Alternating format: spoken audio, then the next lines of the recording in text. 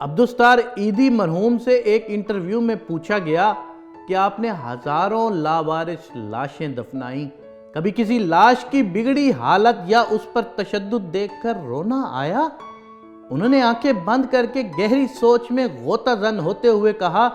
تشدد یا بگڑی لاش تو نہیں، البتہ ایک مرتبہ میرے رضاکار ایک صاف ستھری لاش لے کر آئے جو تازہ انتقال کیے ہوئے بوڑھے مگر کسی پڑھے لکھے اور کھاتے پیتے گھرانے کی لگ رہی تھی۔ اس کے سفید چاندی جیسے بالوں میں تیل لگا ہوا تھا اور سلیقے سے کنگھی کی ہوئی تھی۔ دھوبی کے دھلے ہوئے سفید اجلے کلف لگے سوٹ میں اس کی شخصیت بڑی باوقار لگ رہی تھی،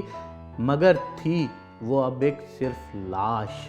عیدی صاحب پھر کچھ سوچتے ہوئے گویا ہوئے، ہمارے پاس روزانہ کتنی لاشیں لائی جاتی ہیں، مگر ایسی لاش جو اپنے نقش چھوڑ جائے کم ہی آتی ہیں۔ اس لاش کو میں غور سے دیکھ رہا تھا کہ میرے رضاکار نے بتایا، اس نے کراچی کے ایک پوش بستی کا نام لے کر کہا کہ یہ لاش اس کے بنگلے کے باہر پڑی تھی۔ ہم جو ہی بنگلے کے سامنے پہنچے تو ایک ٹیکسی میں سوار فیملی جو ہمارا ہی انتظار کر رہی تھی، اس میں سے ایک نوجوان برآمد ہوا اور جلد بازی کا مظاہرہ کرتے ہوئے ایک لفافہ ہمیں تھماتے ہوئے بولا، یہ تدفین کے اخراجات ہیں۔ پھر وہ خود ہی ہڑبڑایا، یہ میرے والد ہیں، ان کا خیال رکھنا، اچھی طرح غسل دے کر تدفین کر دینا۔ اتنے میں ٹیکسی سے آواز آئی، تمہاری تقریر میں فلائٹ نکل جائے گی۔ یہ سنتے ہی نوجوان پلٹا اور مزید کوئی بات کیے ٹیکسی میں سوار ہو گیا اور ٹیکسی فراٹے بھرتی ہوئی آنکھوں سے اوجھل ہو گئی۔ عیدی صاحب بولے، اس لاش کے متعلق جان کر مجھے بہت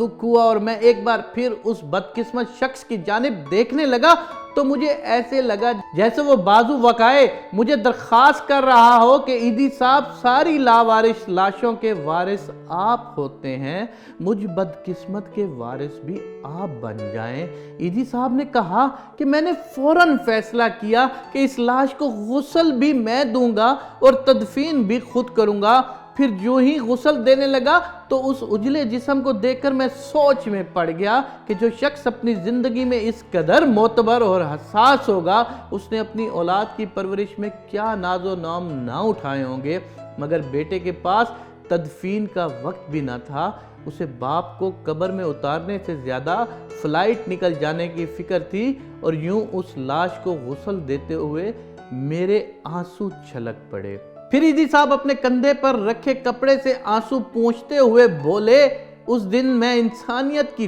ڈوبتی نیا پر رو پڑا۔ کاش کہ ہم اپنی اولاد کی عیش و عشرت کی بجائے بہتر تعلیم و تربیت پر زیادہ فوکس کریں، تاکہ کسی بھی لمحے آنے والے وقت میں ان کے اندر احساس نام کی چیز ضرور زندہ رہے۔ اگر تمہارے ماں باپ راضی ہو کہ تم سے دنیا میں جائیں گے تو تم کامیابی کی وہ تمام سیڑھیاں عبور کرتے جاؤ گے جو تمہاری قسمت میں لکھ چکی ہیں، لیکن اگر تم ماں باپ کو ناراض کر دیتے ہو تو یقین ماننا کہ ہر سیڑھی پر تم سینکڑوں بار گرو گے، ہر سیڑھی پر تمہارے آگے سینکڑوں بار رکاوٹیں آئیں گی، ہر سیڑھی پر تم سے پوچھ گچھ ہوگی اور تمہاری زندگی برباد لوگوں والی زندگی ہوگی۔